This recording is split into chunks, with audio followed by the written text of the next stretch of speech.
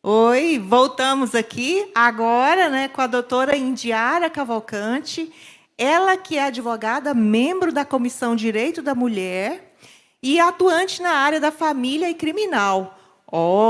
Né? Então, assim, nós estamos aqui com alguém bem importante e para esse mês, né, o mês de agosto, que está encerrando hoje, muito importante, porque esse mês fez 15 anos, né, da Lei Maria da Penha.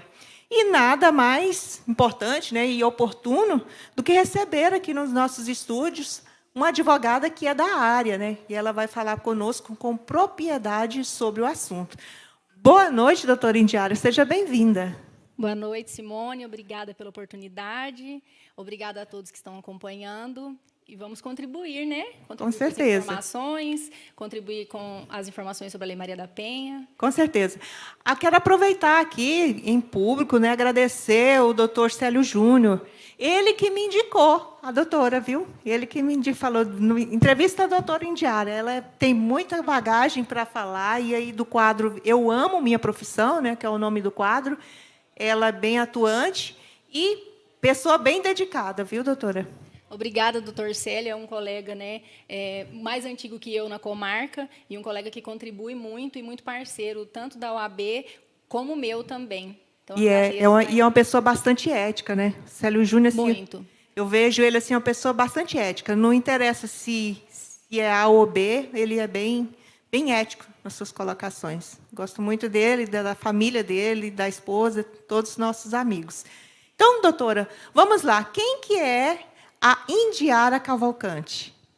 Então, meu nome é Indiara Cavalcante, eu sou advogada, atuante aqui em Vila Rica há 5 anos. Eu vim de Barra do Garças, onde eu me formei, já atuava como advogada lá em Barra do Garças, vim acompanhando o meu esposo para cá, e desde então estou advogando na comarca. Atuo na área de família e na área criminal também. Em parceria com outros colegas, também atuamos em outras áreas, mas a minha especialidade é a área de família e área criminal. Muito bem. E aqui tem, né, surge aqui a indagação. Como é atuar na área criminal? Pensa, uma mulher e ainda atuando na área criminal, que a gente vê assim bastante preconceito contra a mulher, né? E a senhora tão jovem ainda, né, e desenvolvendo um importante papel aí de advogar aí na área criminal. Simone, não só para mim, mulher, né, advogada na área criminal, mas também até para os colegas homens, atuar na área criminal é a área de maior enfrentamento diante da sociedade, porque constantemente a gente ouve, né, falar assim, advogado de bandido, bandido é. Advogado de bandido só defende o que é errado, quando, na verdade, não é o que acontece. O que a sociedade não tem em mente é que o advogado criminalista ele não defende o crime em si, mas ele defende o direito da pessoa a ter um processo justo. Uma defesa, né? Uma defesa. Porque, independente do crime cometido, a nossa lei garante que todas as pessoas tenham um processo justo, direito de contraditório, ampla defesa, né? E que a gente sabe que, infelizmente, quando a pessoa não tem essa defesa da forma correta e ética por um advogado especialista, às vezes ele acaba sendo condenado a uma pena injusta, quando poderia ter sido absolvido, quando poderia ter recebido uma pena mais branda.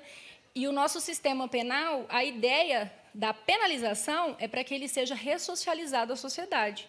Quando não há nenhum processo justo, a ressocialização ela vai ser impossível.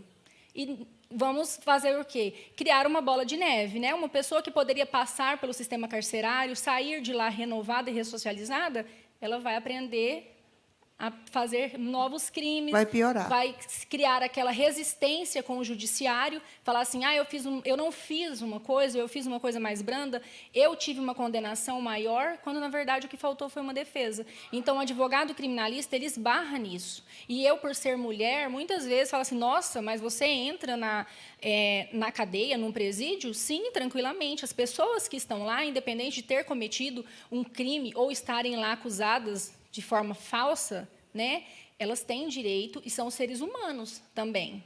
O que eles estão ali precisando é de ressocialização e pagar pelo que fizeram dentro dos limites da sua conduta. E o advogado vem garantir, né, que siga esses preceitos aí de direito, de Exatamente. defesa, e o advogado ele coleta ali, então, todas as provas, né, da defesa, né, tudo que for Exatamente. possível de defesa, né, doutora, ele tem o direito. Exatamente. Porque a gente sabe que, infelizmente, nem sempre a coleta de provas, a forma da investigação feita é feita da forma correta. E, infelizmente. Felizmente. O advogado de defesa, ele tem esse papel. Hoje nós temos a figura da investigação defensiva. O que é a investigação defensiva? É a investigação feita pela defesa, que pode coletar filmagens, coletar informações de testemunhas e trazer para o processo, trazer para o inquérito. E isso é importante porque aumenta a chance de ter a verdade real do que de fato aconteceu e não simplesmente uma resposta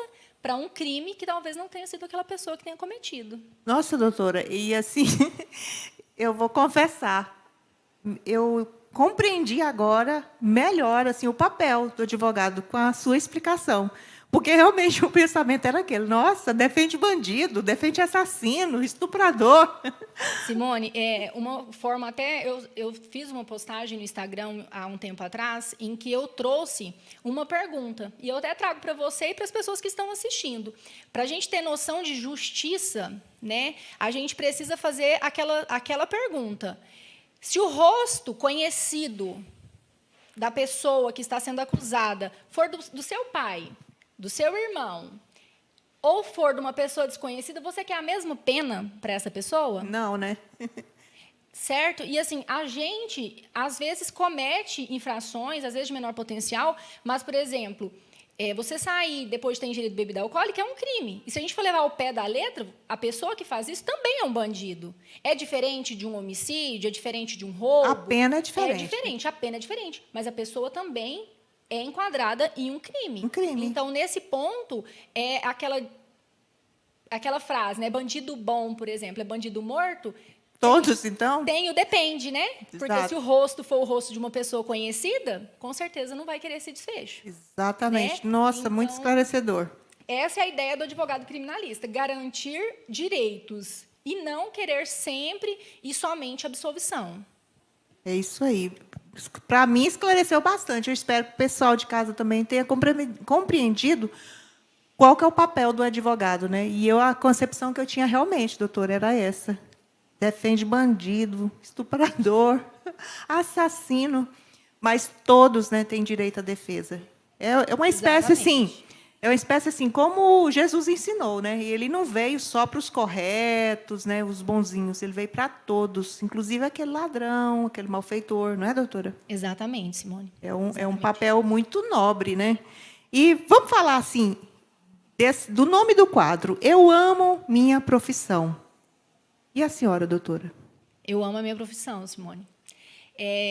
Eu até, às vezes, me perguntam, né, Indiara, mas você estuda para concurso? Por exemplo, né, que a ideia de que todo bacharel em direito quer ser um juiz, quer ser delegado, quer ser promotor, mas, na verdade, isso também já passou por mim. Quando eu estava no tempo de graduação, logo depois de ter formado, eu tive um período de estudar para um concurso. Só que eu te confesso, Simone, que eu não era feliz. Eu não era feliz com aquilo, porque aquilo ali traria para mim uma estabilidade financeira, mas não estabilidade emocional de estar realizada profissionalmente, que é o que eu tenho hoje com a advocacia. A gente enfrenta intempéries do dia, os percalços, né, das dificuldades com o judiciário, que às vezes o cliente te cobra, é lento, é devagar. Isso a gente enfrenta. Só que a realização, por exemplo, na área criminal, de você devolver um filho para uma mãe que está ali fora, aguardando, um filho que nunca se envolveu com problemas nenhum, de repente foi preso por alguma coisa, você entregar um filho para a mãe te falar assim: doutora, muito obrigada, a senhora tirou meu filho lá de dentro.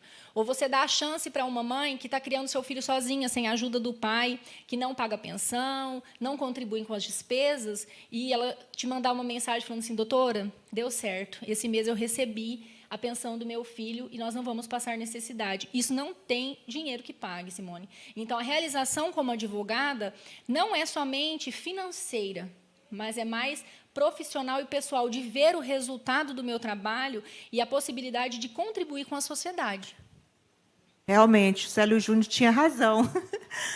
Doutora Indiara, eu me arrepiei. Assim, está lá abrindo um leque assim, de entender essa profissão, né, da advocacia e dessa área aí tão bonita, né, poder trazer liberdade, né, trazer garantia de segurança, né, a proteção, isso é valioso e sem preço, realmente.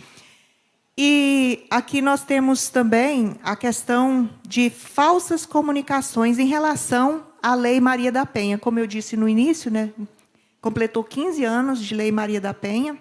A gente gostaria que você falasse da lei e também dessa questão das dificuldades que a lei enfrenta e o que avanços teve nesse sentido, doutora. Simone, esse ano, a Lei Maria da Penha, como você disse, né, completou 15 anos de evolução desde a sua criação. A gente vê que é um caminho longo percorrido nesses 15 anos, e até mesmo antes, pelas mulheres, né? Porque, infelizmente, nós ainda vivemos em uma sociedade basicamente patriarcal, né, em que o homem tem a sobreposição diante da mulher. E, por exemplo, nesses 1 ano e meio, 1 ano e 8 meses de pandemia, nós vimos a quantidade de casos de agressões que aumentaram, não só na nossa região, mas em todo o Brasil, a quantidade de aumento de agressões, de homicídios femininos, né? Isso, doutora. Inclusive, no programa passado, a gente até mostrou a matéria aí que a quantidade de notificações caiu drasticamente ao passo que as agressões aumentaram. Então, não está sendo notificado, mas está acontecendo muito mais agressões nesse período de pandemia, pela dificuldade que, às vezes, a pessoa agredida está ali ao lado do agressor durante mais tempo, né? Porque, por causa da pandemia, não tinha que ficar mais em casa, né? E as agressões aumentaram muito. Passaram a conviver mais tempo, né, Simone? Passaram a conviver e a intolerância acaba se tornando maior. E a gente vê um trabalho bonito feito pelo Judiciário, pelo Ministério Público. Hoje, inclusive, aqui na nossa cidade de Vila Rica, foi dado início ao trabalho da patrulha feita pela Polícia Militar, que vai acompanhar a Lei Maria da Penha, né? A Patrulha Maria da Penha, que vai estar sendo dado início pela Polícia Militar. É um avanço muito grande para a nossa região, porque, eu te confesso, Simone, assim, não sei se pelo tamanho da cidade, quando eu vim para cá, 5 anos atrás, eu me assustei com a quantidade de casos de estupro, da quantidade de casos de agressões que existe na nossa cidade. Só que, infelizmente, acaba caindo no descrédito as verdadeiras vítimas por conta das informações falsas, como você falou, né? Dessa informação que você me solicitou. Por quê? O que acontece? Muitas vezes, algumas mulheres acham que a polícia militar, a polícia civil, está aqui para dar susto, e o judiciário, o juiz está ali para dar um puxão de orelha no companheiro. E, por muitas vezes, a gente vê oficiais de justiça indo tarde da noite cumprir uma determinação de medida protetiva, e, no outro dia, a suposta vítima já está pedindo para o juiz como que faz para tirar as medidas protetivas. Não, doutor, só queria que desse um susto. Ou, até na própria delegacia mesmo, já visualizei situações em que estava sendo confeccionado ainda o boletim de ocorrência, ouvindo as partes, e a pessoa fica braba com os policiais e falarem assim, não, mas eu não queria que ele fosse preso. E isso traz descrédito para as outras vítimas. Isso traz descrédito. Porque, infelizmente, a gente tem que ter em mente o quê? Que a lei está para punir. Está para punir o agressor, seja ele agressor físico, psicológico, econômico, né, que a gente sabe que não existe só as agressões físicas e psicológicas, também existe a agressão econômica, né, que é a dependência econômica. A dependência. E, infelizmente, a gente tem que ter essa ideia bem formada, que a lei ela é feita para punir, mas da forma correta. E não você achar que você tem que acionar o judiciário, acionar o poder de segurança pública para dar susto em ninguém, porque isso traz descrédito. Pensa você, você faz a comunicação, o juiz determina a medida protetiva, no outro dia você está lá pedindo no judiciário como você faz para tirar. Daqui uma semana você faz de novo. Daqui a pouco você não tem mais crédito, porque acaba que se pensa, será que de fato a pessoa está passando por aquilo ou não está? Está fazendo a denunciação caluniosa, né? Que é o delito de você fazer uma falsa comunicação de um crime. Mas os avanços da Lei Maria da Penha, elas são significativos, porque em muitas regiões a gente vê, por exemplo, o Poder Judiciário já criou aquela questão do acionamento do botão, quando a vítima que tem as medidas protetivas está se sentindo perseguida, tem um botão de acionamento que é direcionado para a polícia, já é para o próprio judiciário, e isso tem facilitado para que as mulheres se sintam mais seguras, porque a cultura de que a culpa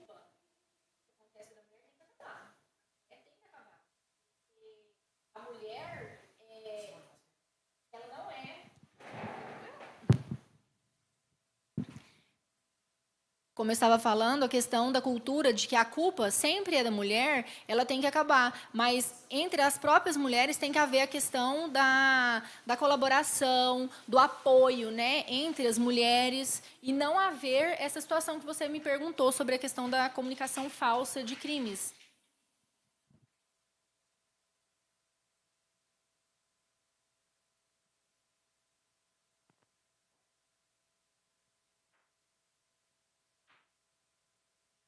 Hoje também, Simone, a gente tem o Poder Judiciário do Mato Grosso, ele fez uma campanha junto com as farmácias, em que a própria vítima ela pode...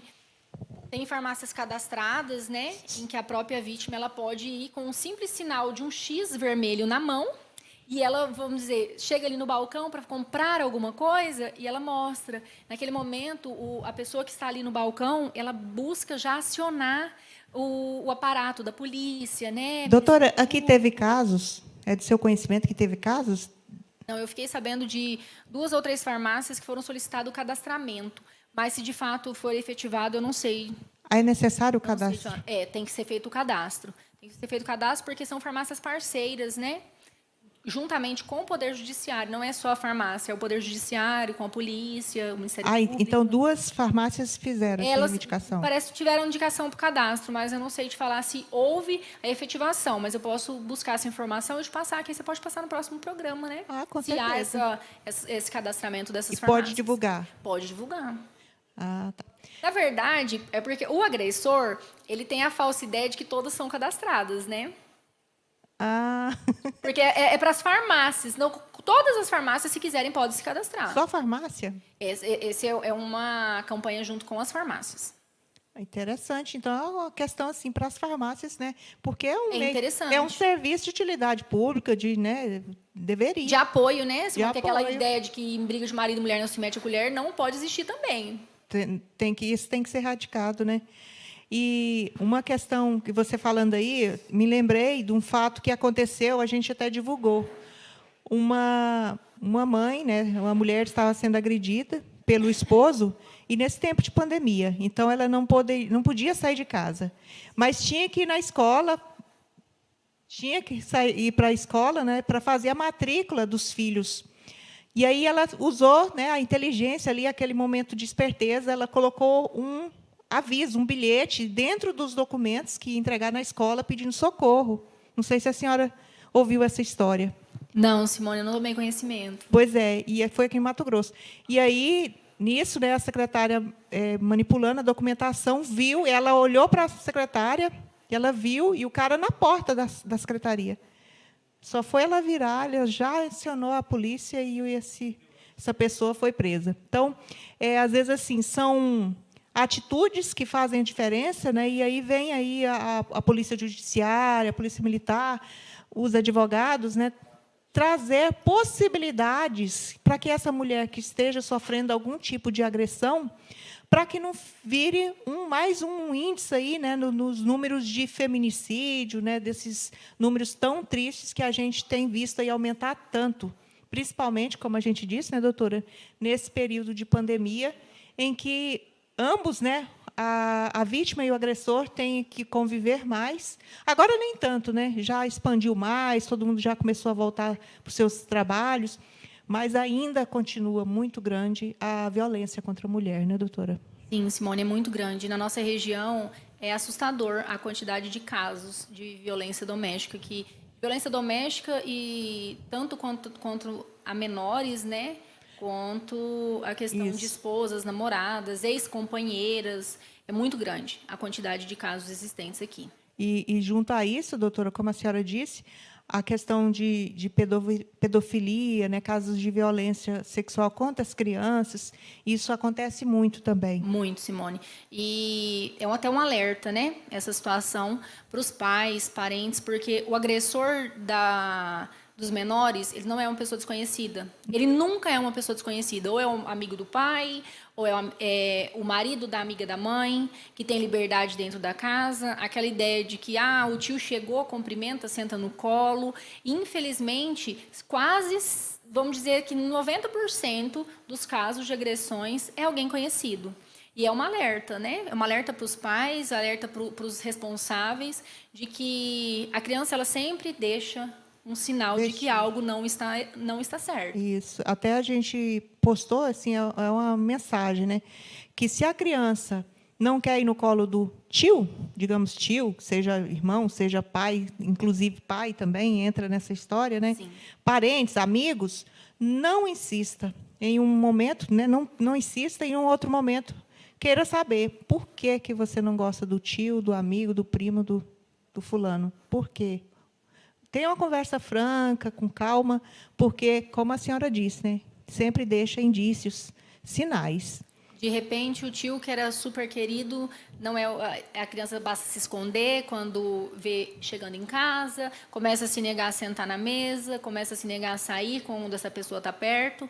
Isso não é normal. Né? Não é normal, não é frescura de adolescente, não é rebeldia de criança.